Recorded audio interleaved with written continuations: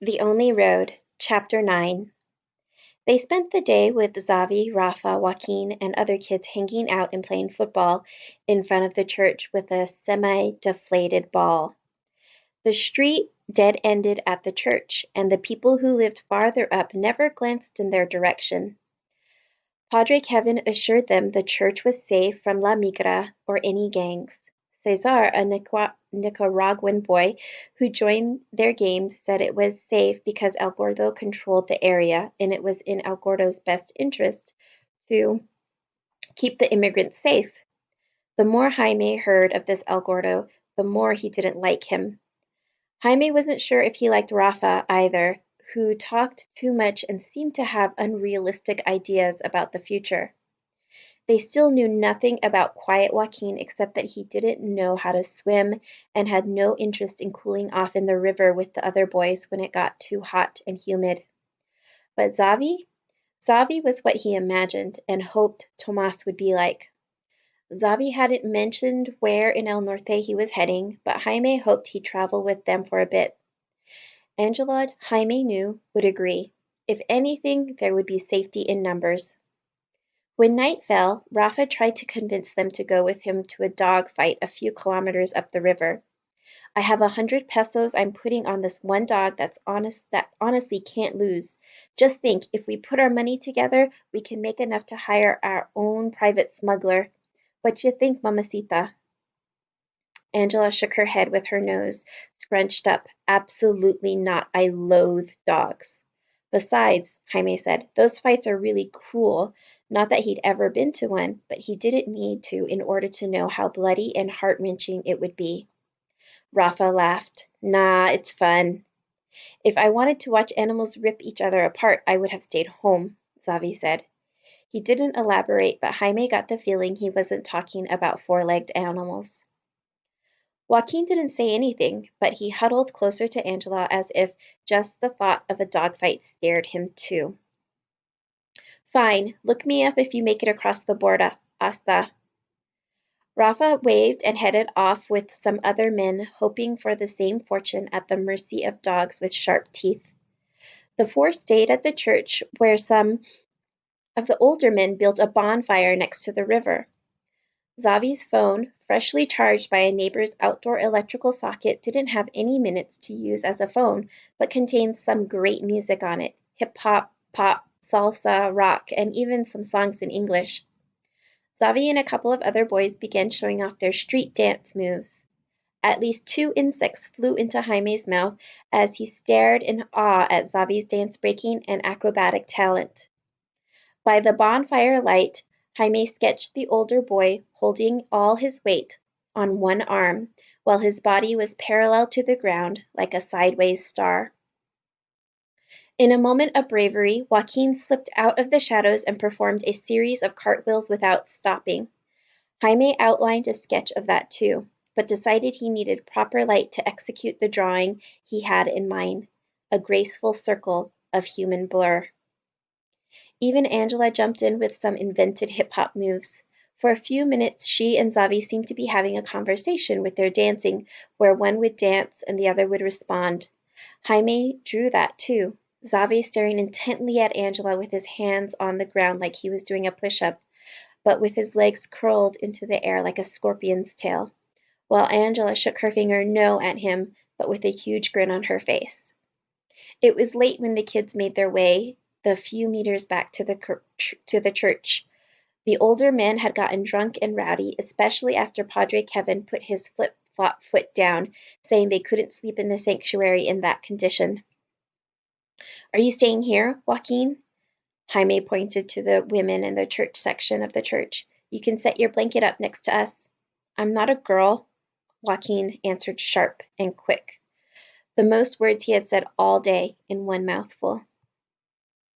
Jaime yawned, barely able to keep his eyes open any longer. Me neither, but we're still kids, so it's fine. Joaquin looked from Angela to Xavi as if to get their permission. You're welcome with us, Carino. Angela used the word of endearment she often reserved for younger kids, or kids she needed to mother. Something she picked up from their mothers. But if you feel more comfortable staying with the men, Xavi will look after you. A roar of laughter came from the bonfire through the trees. Joaquin took hold of Angela's hand. Pues con vos. Jaime collected 3 tattered blankets from the same old woman who had taken them in the morning, while Angela and Xavi exchanged kisses on the cheek in the traditional farewell gesture. See you in the morning, Xavi waved before heading to the men's side of the church. It seemed Jaime had barely closed his eyes when an arm reached over him to wake his cousin. Chapina, Padre Kevin whispered to Angela. El chico salvadoreño. He needs you. Jaime, Angela, and Joaquin sat up, almost whacking Padre Kevin in the mouth.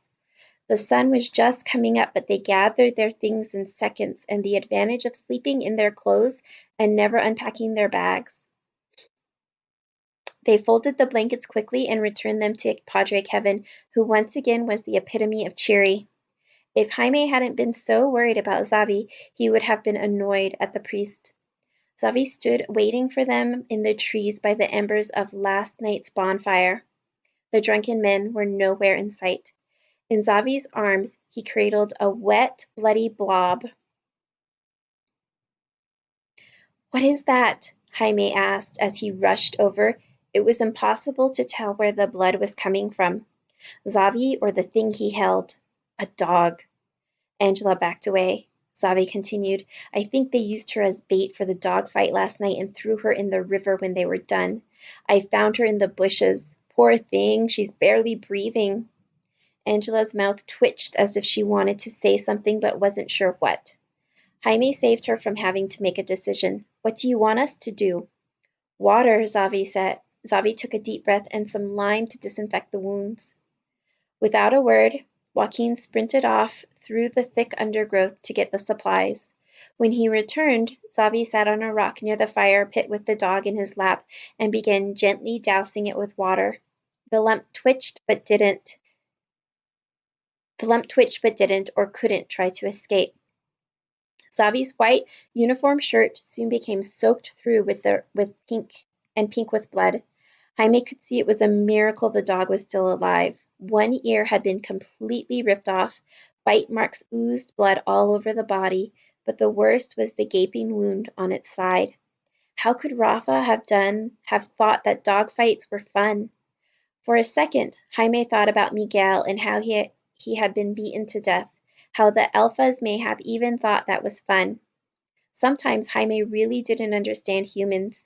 Mira, Jaime, can you hold her? I want to look her over better. Jaime reached out to accept the bundle, but Angela stopped him. Wait, take off your shirt first. Good thinking. He only had one other as a spare. He handed Angela the t-shirt, which she promptly folded and took the wet, white and brown, bloody mess from Xavi. The dog was about the length of his forearm and weighed next to nothing. Not only had her precious owner subjected her to being ripped open, but they had barely fed her. The dog shivered but didn't move beyond that. Against his chest, Jaime could feel her intense body heat, as if she were running a fever. But that was good, right? Didn't that mean she was still fighting? Their 2 heartbeats raced 1,000 kilometers a minute to the point that Jaime couldn't tell whose was whose. Javi gently poked and prodded the dog all over. When he touched the skin around the open wound, she let out a loud whimper. Can you save her? Joaquin asked, his voice high-pitched and matching the dog's whimper. Please?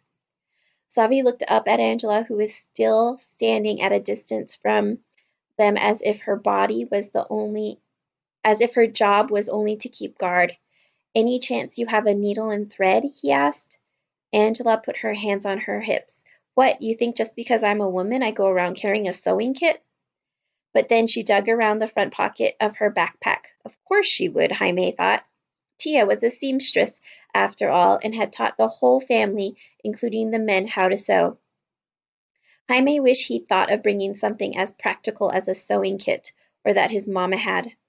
I don't know what I'm doing, Xavi said, half to himself, holding the swath of cardboard with 3 needles of various sizes, a spool of blue thread, and a miniature pair of folding scissors.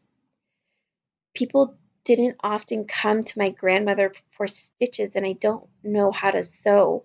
I've butchered pigs, but this is the opposite, isn't it? I can sew, Jaime said. Yo también, Joaquin whispered. Xavi nodded and handed Joaquin the needles and thread. It took 3 attempts for him to thread the largest needle. He crouched beside Jaime, Xavi, and the dog. Jaime held the dog secure against his chest while Xavi pushed together the pieces of open skin. The dog whimpered again. Joaquin's hand shook as he approached the flesh with the needle. He had barely poked the skin when the dog yelped, causing Joaquin to jump away. I can't do it, he cried. I don't want to hurt her. Jaime bit his lip. He agreed with Joaquin. He wouldn't want to hurt her either, but they couldn't leave her like this. They had to save her, or at least try. Xavi opened his mouth to say something, that the dog would die if they didn't, or maybe to suggest that Jaime try instead, but Angela beat him to it. Give the needle here. She bit into a lime to break the peel and squeezed a few drops of juice onto the needle before crouching down. Whatever you do, don't let it bite me, or I swear I'm drowning you in the river. Jaime shifted his arm so that the snout was clamped between his bicep and ribs, but still able to breathe. He held her still with his other arm before giving his cousin a nod. The dog wiggled and whined as soon as Angela made the first stitch. Jaime held her tighter against his bare chest, and Xavi, with his hands holding her belly together, helped stabilize her. A prayer to San Francisco, patron saint of animals and children, came from Joaquin. Angela didn't bat an eye. She pulled the needle in and out as if she were mending socks. Jaime was sure if he had tried sewing up the dog, he would have panicked like Joaquin. Angela secured each neat stitch individually with a knot until the dog's side was nothing more than wet fur with a 10-centimeter line of blue thread. With a gentleness that surprised him, it was a dog after all. Angela dabbed the wound with a wet rag before squeezing the lime juice onto the blue seam to prevent infection. The dog squirmed, but Jaime kept her tight in his arms, telling her it would be all right, and wished he could believe it as he said it. What Angela had done was truly a miracle. The other boys saw it too. Thank you, Xavi said softly. You saved her life. It's fine, Angela shrugged away the praise. She stood up, wiping her hands with the rag and more lime juice. She shifted from one foot to the other as if she didn't know what to do with herself. Had they served breakfast already?